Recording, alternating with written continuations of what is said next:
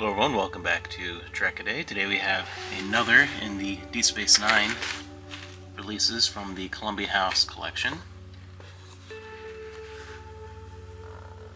Here we have Babel and Captive Pursuit. Babel, years ago, a Bajoran scientist created a virus to kill Cardassians, and now it's loose on Deep Space Nine, affecting everyone, including Dax and Dr. Bashir. First, it induces aphasia, robbing people of their ability to converse. Then it causes high fever and death.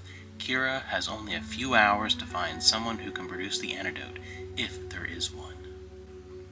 I've always found this in particular to be overall one of the weaker early episodes, but there are a few things woven throughout that are very good character development stuff, especially with characters like Quark and his relationship with Odo.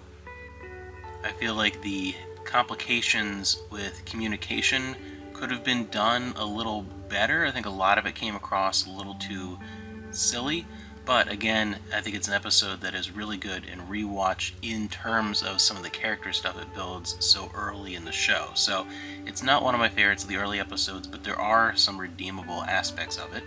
One that's always kind of stuck out to me is Captive Pursuit. "I am Tosk," says the first visitor from the Gamma Quadrant, as though it explains everything about him. But even his new friend, Chief O'Brien, can't guess why 3 heavily armed aliens are hunting him without mercy, or why Tosk asks only that he be allowed to die with honor. This, especially for an early DS9 episode, is a good look into a very different culture, this hunter-prey culture, and piques the interest in what could possibly be out there in the Gamma Quadrant, as again, that's very early on, hasn't really been explored. We don't know what's really out there.